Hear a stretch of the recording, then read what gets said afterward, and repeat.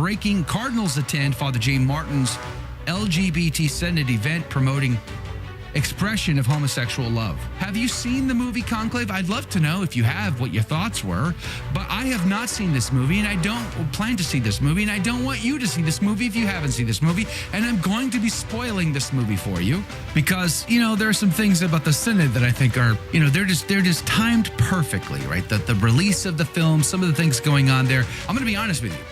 I don't have a problem with Cardinals attending such an event. Joe, that's scandalous. Hold on, hear me out. If I were a betting man, they're sending signals. Not the right ones, not the good ones. I wonder, do you think there's going to be a film about P. Diddy? Interesting. Did you catch what he just said? I'll rewind it just a bit for you so you can understand. Get ready for a movie in which your new pope is a genetic woman. By the way, my name is Joe McClane. I host a radio program called A Catholic Take, where we look at the world through a Catholic lens.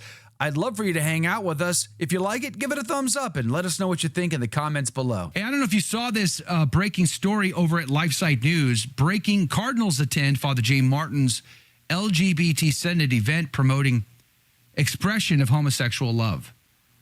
So several Cardinals went to an event with Father James Martin. The event itself was featuring quote-unquote married men and who are wanting to live the life. It's not just a matter of struggling with temptation. We all have our temptations. Some of us have crosses to bear that are heavier than others. There's no question about that.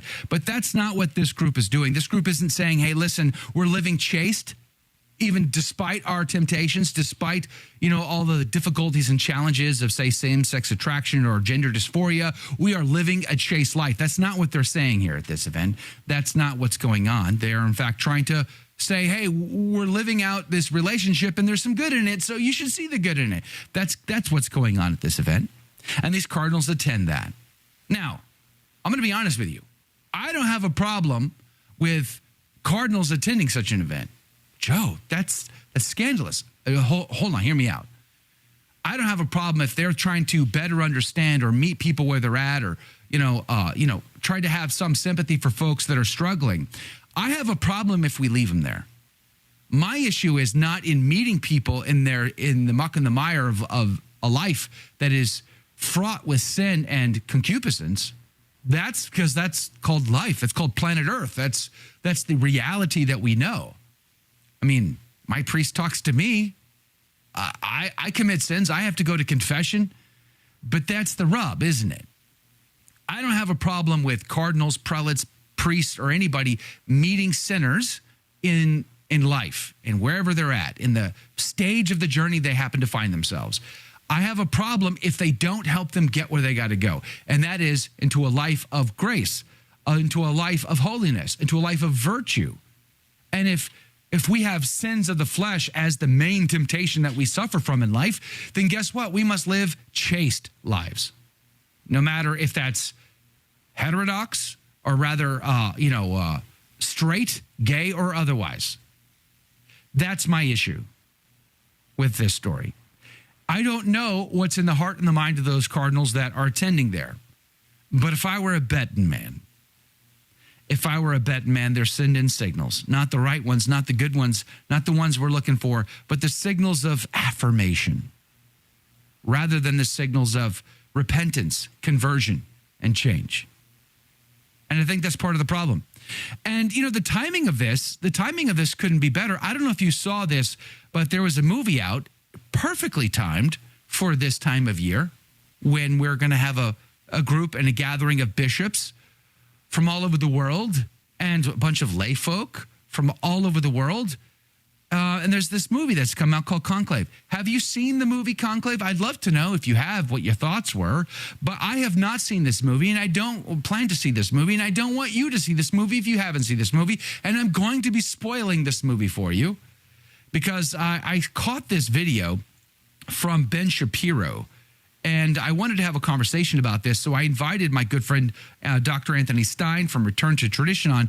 But today, his wife is being induced, and I would be really grateful to you if, in fact, you would pray for his family today, that everything goes really well. But I want to play a short clip from Ben Shapiro's assessment. I want you to keep in mind, Ben Shapiro's not Catholic. He's not even Christian. He's a Jew. He's a practicing Orthodox Jew.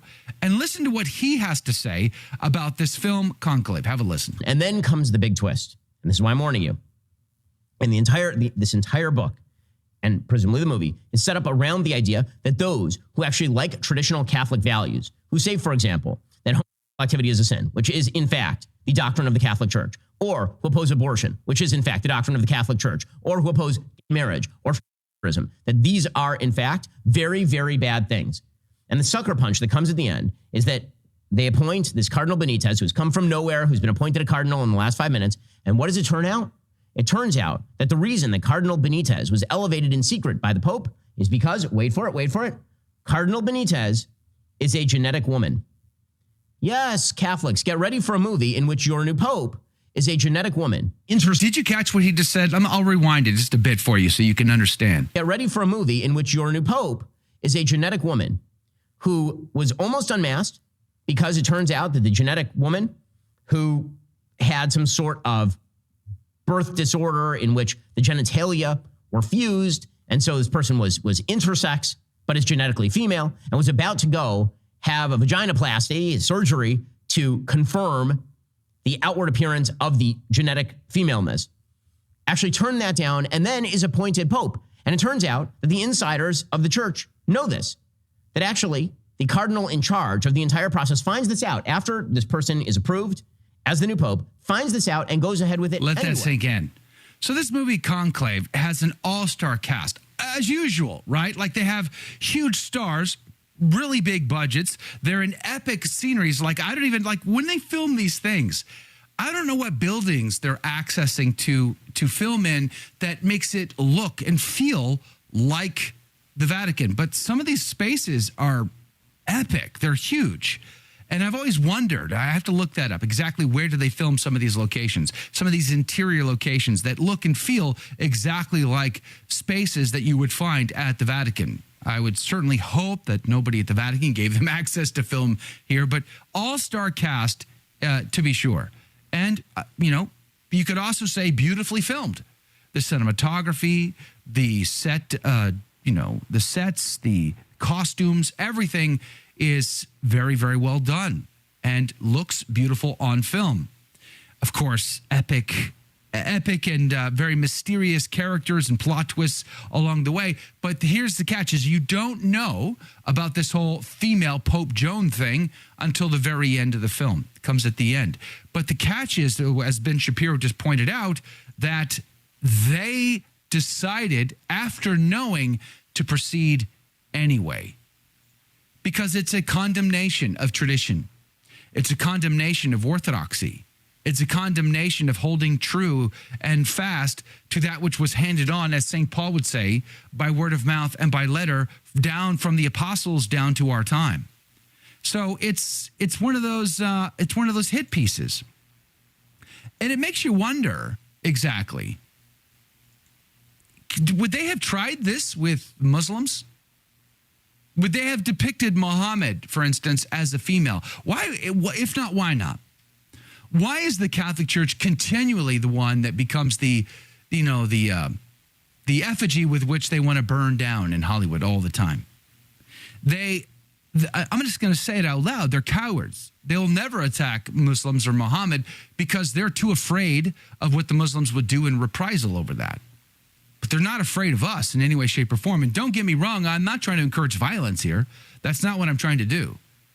But I'm just pointing it out that the hypocrisy and the ongoing attacks that come out of Hollywood are never ending.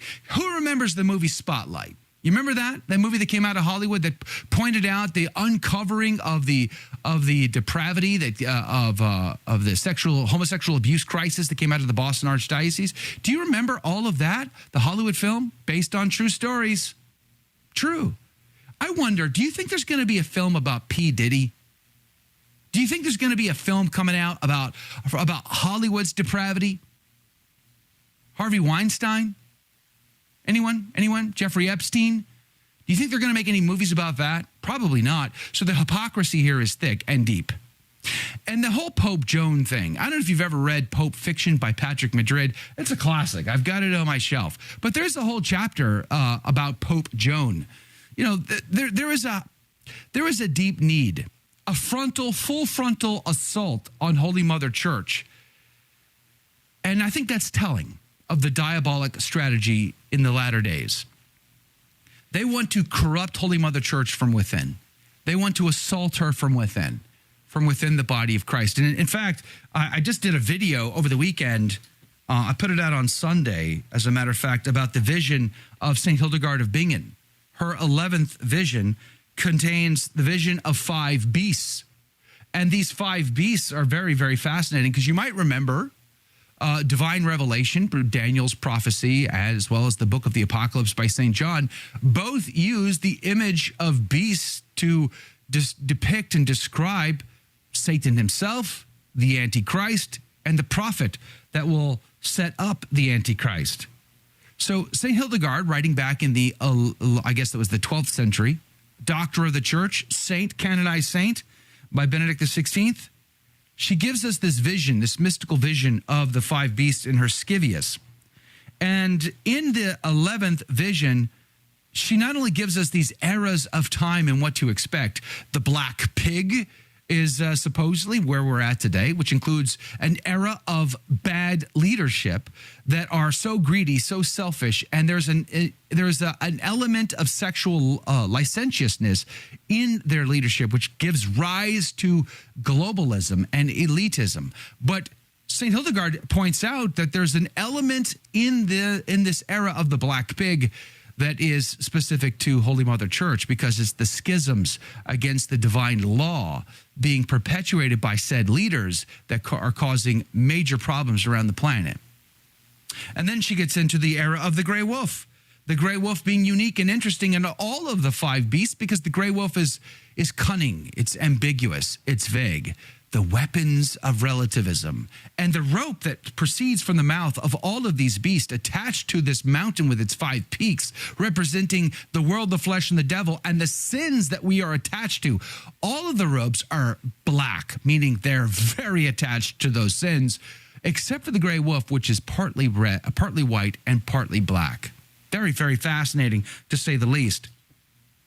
I think the bottom line that I'm getting to here is we're living in interesting times, not boring times, but very interesting times. You should check out my video on St. Hildegard's vision of the 5 beasts, because we may, who knows? I don't know. I don't know the day nor the hour of the timing of the end times, but I do know this: we are seeing a full frontal attack on the good, the true, and the beautiful. So what's the answer? No matter the day or the hour. I don't know if today is my day. I could be hit by the proverbial bus. I don't know. But I know I will stand before the judgment seat of Christ. So what is my task? To live in a state of grace, to pursue virtue, and to be obedient to my state in life, and to always proclaim the good, the true, and the beautiful as far and as wide as I possibly can. To be about the business, as the Our Father prayer tells us, which is the gospel today, to make God's will be done on earth as it is in heaven. To go out into the wilderness with the image and likeness of God stamped into our very beings, and bring the good news to a desperate world that must hear that message before it is too late. Did you like that video? It's okay. You can admit it. It's perfectly fine. Hey, we cover the big stories of our day, from inside the church to outside the church to all points in between, and we do it from a Catholic perspective. It's called A Catholic Take. It's a radio program Monday through Friday. We live stream it right here on this channel, by the way, so make sure to subscribe, like, and share. We would be very grateful to you. And don't forget, you're going to want to watch this video right here, because you don't want to miss anything.